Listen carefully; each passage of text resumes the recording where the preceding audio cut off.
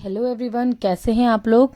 आशा है कि आप लोग बहुत अच्छे से होंगे और मेरी वीडियोस को एंजॉय कर रहे होंगे। थोड़ा सा डिले हो गया इस वाली वीडियो में। तो आज की वीडियो में हम बात करने वाले हैं संज्ञा टॉपिक की। अगर आपको मेरी वीडियोस अच्छी लग रही होंगी तो प्लीज़ चैनल को लाइक करें, सब्सक्राइब करें और ज़्यादा से ज़्यादा लोगों के साथ शेयर करें ताकि हिंदी ग्रामर समझने में उनको भी आसानी हो। तो चलिए शुरू करते हैं आज के हमारे इस नए टॉपिक के साथ। तो हमारा टॉपिक है संज्ञा। तो सबसे पहले हम बात करेंगे संज्ञा की। संज्ञा होती क्या चीज है, तो होती क्या है वो परिभाषा में ही आ जाता है हमारा। जैसा कि जब हम लोग आपस में बात करते हैं तो बात करने के लिए हमें उन चीजों के बारे में पता होना जरूरी है। अगर हमें उनके नाम नहीं पता होंगे तो हम उनके बारे में बात कैसे करेंगे, ना सामने वाले को समझ में आएगा और ना हम अपनी बातों को स्पष्ट रूप से किसी के सामने प्रकट कर सकते हैं। तो बेसिकली संज्ञा का मतलब होता है नाम। अब ये नाम किसी का भी हो सकता है, या वो जानवर का हो, इंसान का हो, या फिर पेड़ पौधों का,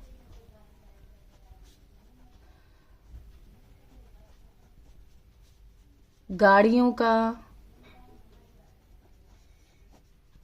आदि। मतलब नाम जो है हमने अपनी सहूलियत के लिए हर एक चीज को नाम दिया हुआ है और उस नाम को ही हम संज्ञा कहते हैं। जैसे कि मैं इस कलम से लिख रही हूं, ये कलम भी एक संज्ञा है। ये उंगली भी एक संज्ञा है। जिस पर मैं लिख रही हूं ये कॉपी भी संज्ञा है। आपका नाम, मेरा नाम, हम सबका नाम संज्ञा है। तो अब बात ये तो हो गई परिभाषा। परिभाषा इसकी हुई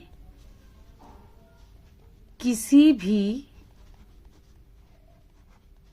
व्यक्ति, वस्तु,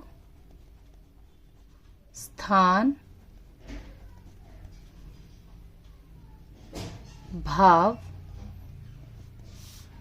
आदि के नाम को संज्ञा कहा जाता है। तो जैसे कि मैंने आपको बताया, किसी भी चीज का नाम संज्ञा कहलाता है। जो हमारे भाव होते हैं, भाव यानी जो अंदर से आते हैं, जिन्हें हम केवल महसूस करते हैं, इनका कोई आकार या इनका कोई रंग रूप या कोई स्ट्रक्चर नहीं होता। भाव बेसिकली वो होते हैं जो मन में आपके उत्पन्न होते हैं।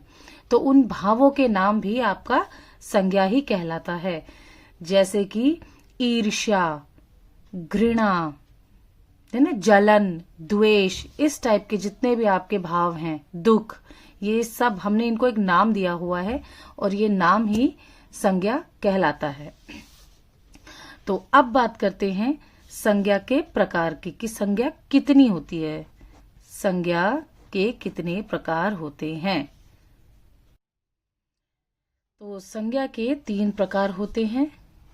मैं यहां पर एक एक करके लिखती जा रही हूं। पहला प्रकार होता है इसका व्यक्तिवाचक। व्यक्तिवाचक। दूसरा होता है जातिवाचक और तीसरा होता है भाववाचक। वैसे आप देखेंगे तो जो ये संज्ञा है इसके 5 प्रकार होते हैं। द्रव्य और समूहवाचक भी होते हैं, लेकिन इसके बारे में हम कभी और बात करेंगे। आज हम केवल इन 3 भेदों को लेके चलते हैं। संज्ञा के 3 भेद, व्यक्तिवाचक, जातिवाचक और भाववाचक।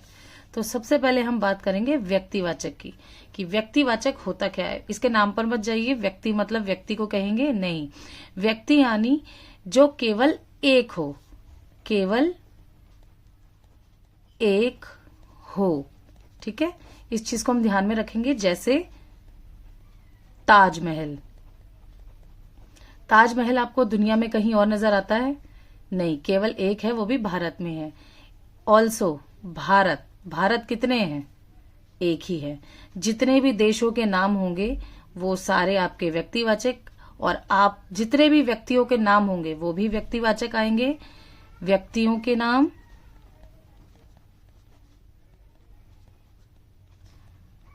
जगहों के नाम और जितने भी आपके खाने के नाम है, मतलब जो भी आपके भोजन है ना, भोजन का आइटम, भोजन जो है वो भी जैसे कि आपका हो जाता है इडली, इडली, डोसा, ये आपका व्यक्तिवाचक में आता है। ठीक है। और क्या हो सकते हैं, जितने भी चिड़ियों के नाम है, जैसे मोर, मोर जैसा कोई दूसरा पक्षी है जिसका नाम सेम मोर हो? नहीं, मोर केवल एक ही प्रजाति है, मोर। तो इसलिए चिड़िया बहुत तरीके की है लेकिन मोर एक ही है, उन पक्षियों में से मोर एक है। अब हम बात करते हैं जातिवाचक। जाति का मतलब होता है ग्रुप, किसी एक पर्टिकुलर ग्रुप के बारे में ये बात करता है।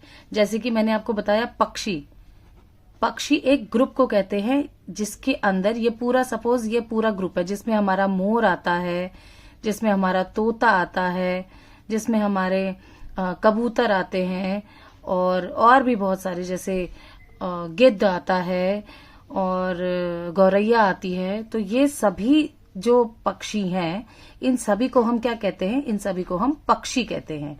नाम अलग अलग हैं लेकिन ये सारे ही पक्षी के ग्रुप में आते हैं। तो पक्षी शब्द आपका जातिवाचक हुआ। जैसे कक्षा, कक्षा आपके विद्यालय में कई सारी कक्षाएं हैं, कक्षा चौथी, कक्षा तीसरी, कक्षा पांचवी। तो अब ये सारी ही कक्षाएं हैं। अगर मैं बात करूं स्पेसिफिक पांचवी अ, तो वो आपका व्यक्तिवाचक में हो जाएगा क्योंकि वो एक ही है, पूरे स्कूल में एक ही पांचवी अ है। लेकिन अगर मैं बात करूं कक्षा की, तो कक्षा तो आपकी कक्षा में, आपके विद्यालय में बहुत सारी हैं। कक्षा पांचवी है, कक्षा छठी है, कक्षा सातवीं है। तो ये एक ग्रुप को बता रहा है, ठीक है, कि कई सारी कक्षाएं हैं। तो ये शब्द आपका जातिवाचक हुआ। उसके बाद हम बात करते हैं परिवहन की। परिवहन यानी कि ट्रांसपोर्ट का माध्यम जो होता है, चाहे वो आप बस ले लें, चाहे वो आप रेलगाड़ी ले लें, चाहे आप रेलगाड़ी, ट्रेन एक ही बात है, ट्रेन ले लें, या आप एरोप्लेन ले लें, हवाई जहाज ले लीजिए, या पानी का जहाज ले लीजिए, या साइकिल ले लीजिए, मोटर बाइक ले लीजिए, ये सभी आपके परिवहन में आते हैं।